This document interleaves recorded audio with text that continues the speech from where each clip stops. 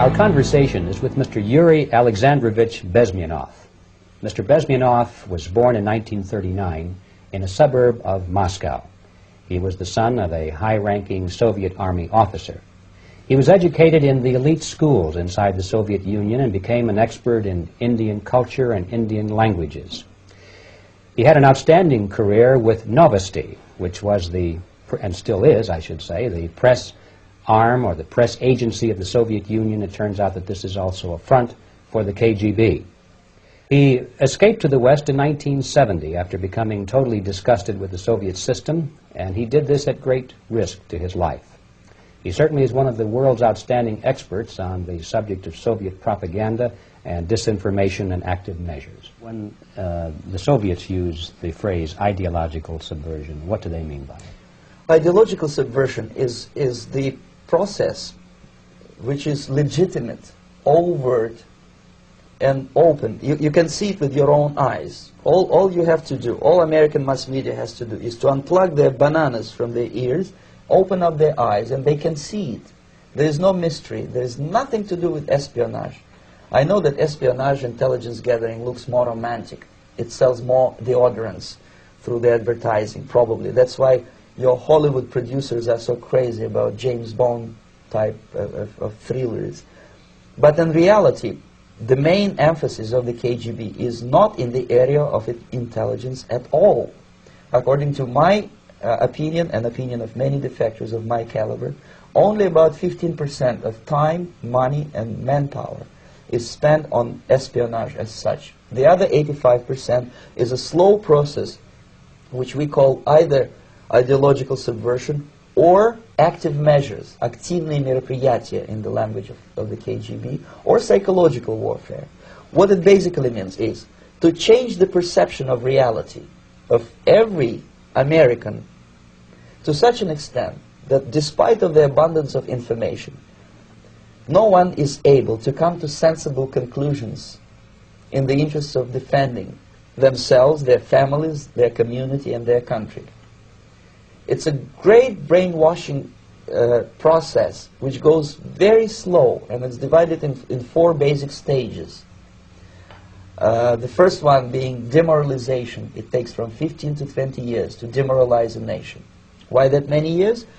Because this is the minimum number of years which requires to educate one generation of students in the country of your enemy, exposed to the ideology of the enemy. In other words, Marxism-Leninism ideology is being pumped into the soft heads of at least 3 generations of American students without being challenged or counterbalanced by the basic values of Americanism, American patriotism. Most of the activity of that department was to compile huge volume of information on individuals who were instrumental in creating public opinion. Publishers, editors, journalists, actors, educationalists, professors of political science, members of parliament, representatives of business circles. Most of these people were divided roughly into 2 groups. Those who would toe the Soviet foreign policy, they would be promoted to the positions of power through media and public opinion manipulation. Those who refused the Soviet influence in their own country would be character assassinated or executed physically come revolution. Same way as in the small town of Hue in South Vietnam, several thousands of Vietnamese were executed in one night when the city was captured by Viet Cong for only 2 days. And American CIA could never figure out how could possibly communists know each individual, where he lives, where to get him, and would be arrested in one night, basically in some 4 hours before dawn, put on a van, taken out of the city limits, and shot. The answer is very simple. Long before communists occupied the city, there was extensive network of informers, local Vietnamese citizens, who knew absolutely everything about people who are instrumental in public opinion, including barbers and taxi drivers. Everyone who was sympathetic to the United States was executed. Same thing was done under the guidance of the Soviet embassy in Hanoi, and same thing I was doing in New Delhi. To my horror, I discovered that in the files where people were doomed to execution, there were names of pro-Soviet journalists with whom I was personally friendly. Pro-Soviet. Yes. They were idealistically minded leftists who made several visits to USSR, and yet the KGB decided that come revolution or drastic changes in political structure of India, they will have to go. Why is that? Because they know too much. Simply because, you see, the useful idiots, the leftists who are idealistically believing in the beauty of Soviet socialist or communist or whatever system, when they get disillusioned, they become the worst enemies. That's why my KGB instructors specifically made a point, never bother with leftists. Forget about these political prostitutes. Aim higher. This was my instruction. Try to get into large circulation, established conservative media. Reach, filthy rich movie makers, intellectuals, so-called academic circles. Cynical, egocentric people who can look into your eyes with angelic expression and tell you a lie. These are the most recruitable people, people who lack moral principles, who are either too greedy or too suffer from self-importance. They feel that they matter a lot.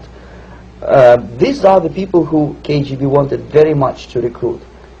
But to eliminate the others, to execute the others, don't they serve some purpose? Wouldn't they be the ones they rely on? They serve purpose only at the stage of destabilization of a nation. For example, your leftists in United States, all these professors and all these beautiful civil rights defenders, they are instrumental in the process of the subversion only to destabilize the nation.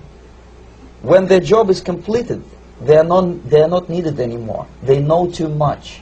Some of them, when they get disillusioned, when they see that Marxist-Leninists come to power, obviously they get offended. They think that they will come to power. That will never happen, of course. They will be lined up against the wall and shot. But they may turn into the most bitter enemies of Marxist-Leninists when they come to power. And that's what happened in Nicaragua. You remember most of these former Marxist-Leninists were either put to prison or one of them split and now he's working against Sandinistas. It happened in Grenada when Maurice Bishop was already a Marxist. He was executed by a new Marxist who was more Marxist than this Marxist. Same happened in Afghanistan when first there was Taraki, he was killed by Amin, then Amin was killed by Babrak Karmal with the help of KGB. Same happened in Bangladesh when Mujibur Rahman, very pro-Soviet leftist, was assassinated by his own Marxist-Leninist military comrades. It's the same pattern everywhere. The moment they serve their purpose, all the useful idiots are either be executed entirely, all the idealistically minded Marxists, or exiled or put in prisons, like in Cuba. Many former Marxists are in Cuba, in prison. So basically America is stuck with demoralization, and unless, even if you start right now, here, this minute, you start educating new generation of Americans, it will still take you 15 to 20 years to turn the tide of ideological perception of reality back to normalcy and patriotism.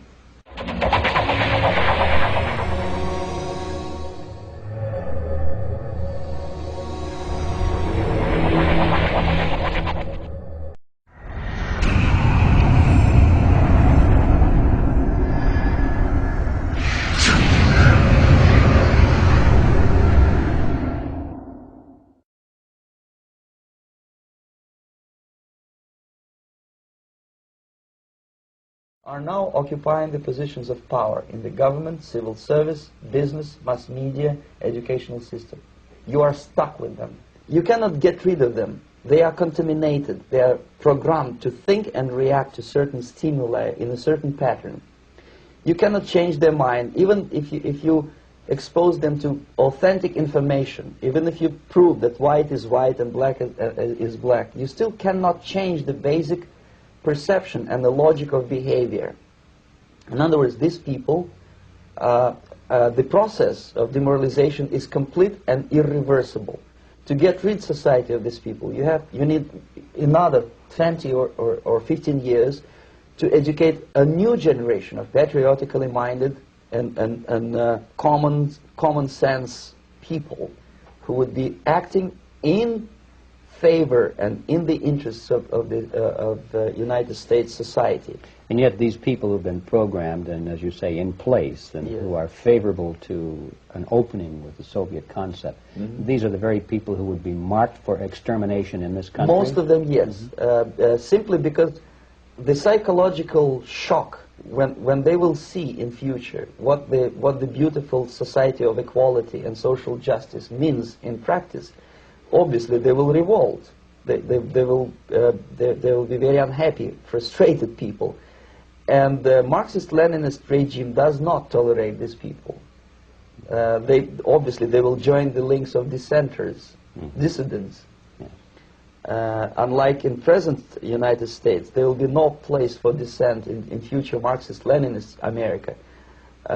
Here you can get popular like Daniel Ellsberg and filthy rich like Jane Fonda for being dissident, for criticizing your Pentagon.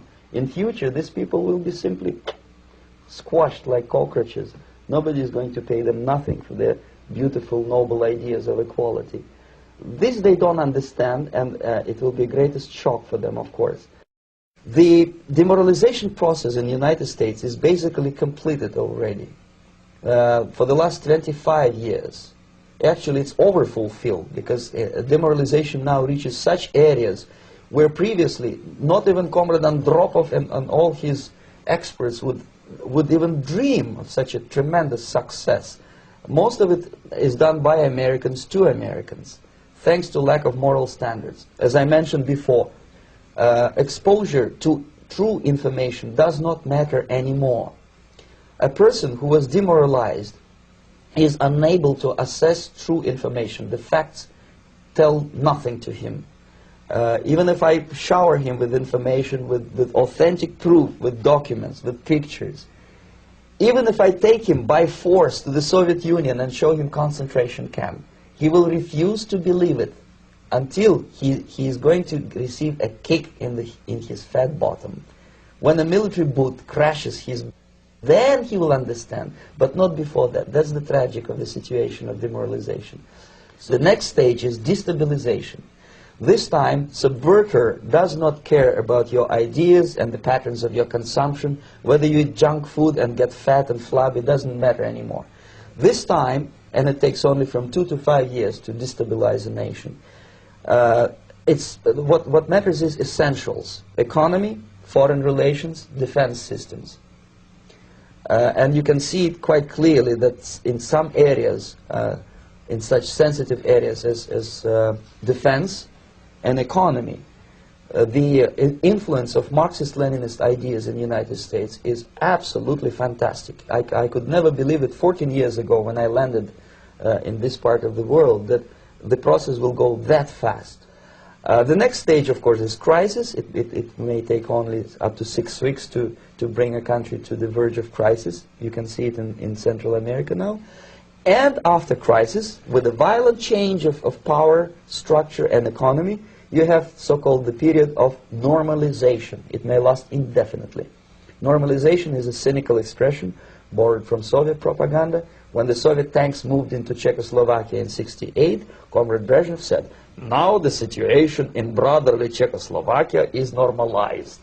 This is what will happen in the United States if you allow all these schmucks to bring the country to crisis, to promise people all kind of goodies and the paradise on earth, to destabilize your economy, to eliminate the principle of free market competition, and to put a big brother government in Washington, D.C., with benevolent dictators like Walter Mondale, who will promise lots of things, never mind whether the promises are fulfillable or not. He will go to Moscow to kiss the bottoms of new generation of Soviet assassins, never mind. He will create false illusions that the situation is under control. Situation is not under control. Situation is disgustingly out of control. Most of the American politicians, media, and educational system trains another generation of people who think they are living at a peacetime. False. The United States is in a state of war, undeclared total war against the basic principles and the foundations of this system. And the initiator of this war is not Comrade Andropov, of course. It's the system, however ridiculous it may sound, the world communist system, or the world communist conspiracy. Whether I scare some people or not, I don't give a hoot. If you are not scared by now, nothing can scare you. But you don't have to be paranoid about it. What actually happens now, that unlike myself, you have literally several years to live on unless the United States wake up. The time bomb is ticking, that every second the disaster is coming closer and closer. Unlike myself, you will have nowhere to defect to, unless you want to live in Antarctica with penguins. This is it. This is the last country of freedom and possibility. Okay, so what do we do? What is your recommendation to the American people? Well, the immediate thing that comes to my mind is, of course, there must be a very strong national effort to educate people in the spirit of real patriotism, number one. Number two, to explain them the real danger of socialist, communist, whatever, welfare state, big brother government.